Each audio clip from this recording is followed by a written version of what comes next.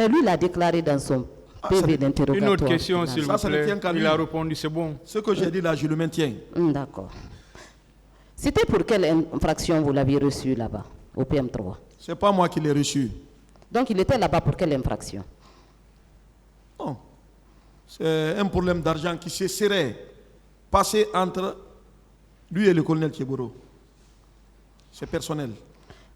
Ah, Je d'accord. crois que s'il pouvait en tenir, s'il y tenait, il aurait porté plainte contre lui. Est-ce que le colonel Keboro n'avait pas de local à son service où il pouvait le garder? Je ne sais pas, du moment où je ne travaillais pas là-bas, je ne peux pas le confirmer. Pourquoi le choix est tombé sur votre unité alors? N'oubliez pas que vous aviez été son parrain. Oui, le choix est porté sur mon unité parce que Kalonzo était militaire, c'est un gendarme. C'est ça, certainement à titre disciplinaire. Et Donc, qui aurait débordé, et qui a débordé. C'est ça. donc votre service était habilité à recevoir des hommes habillés dans le cadre des sanctions disciplinaires? Je l'ai déjà dit. D'accord. Je le confirme. Quelle est la durée légale de la sanction disciplinaire?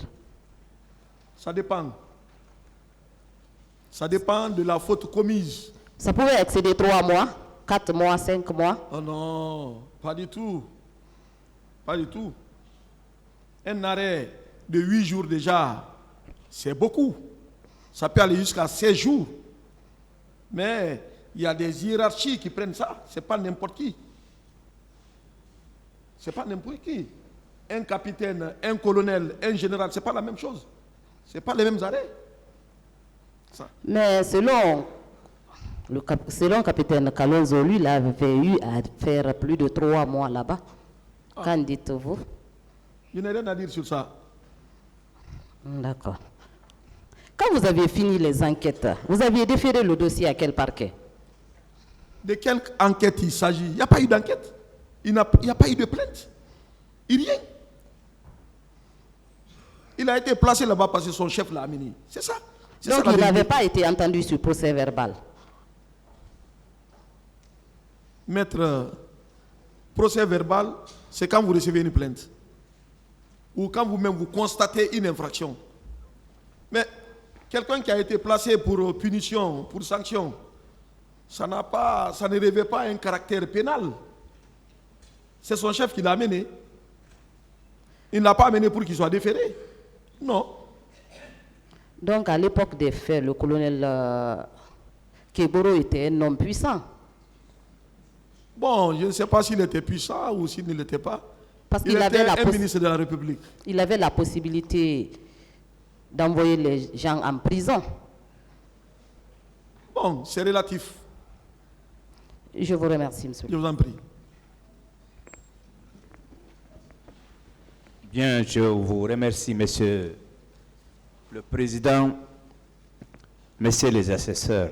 Mon colonel. Maître. Et est-ce que vous êtes d'accord que les événements du 28 septembre, ce sont des événements graves? En tant que témoin. Très, très gravissime. Très bien. Et dans votre déposition, qui a été très brève, j'ai noté 3 phrases courtes. Vous avez dit que vous n'avez pas poussé votre curiosité concernant ce massacre-là. Pourquoi? Je n'ai pas dit que je n'ai pas poussé ma curiosité vers ce massacre. J'ai su qu'il y a eu massacre après. Un militaire, là où on vous place, vous vous maintenez là-bas. Quand vous vous déplacez, vous partez ailleurs, tout ce que vous obtiendrez, ça serait pour vous. Bien. Moi, je suis resté dans mon unité. Si on m'avait envoyé en mission, je serais parti. Je respecte votre point de vue. Je voudrais vous poser la question suivante. En tant que Guinéen, en tant qu'être humain, pourquoi, en tant qu'OPJ, pourquoi n'avez pas poussé vos analyses, comprendre ce qui s'est passé personnellement, vous? À quel titre? Non, je vous dis, en tant que Guinéen, en tant qu'être humain, pourquoi vous n'êtes pas intéressé à ces événements douloureux-là?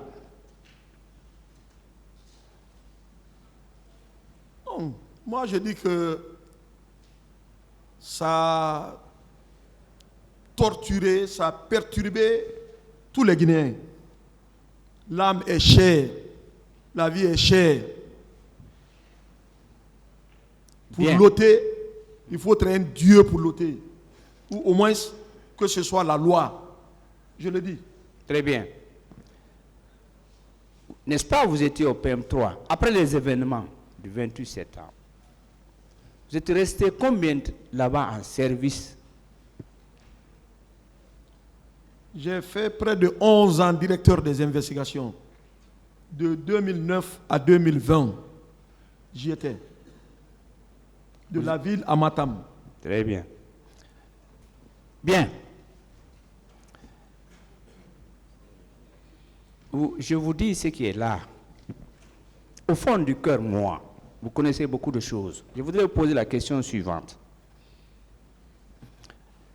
Est-ce que, pensez-vous en tant que témoin, de surcroît gendarme au PJ, que ces crimes de masse-là peuvent être commis seulement par les 11 accusés-là?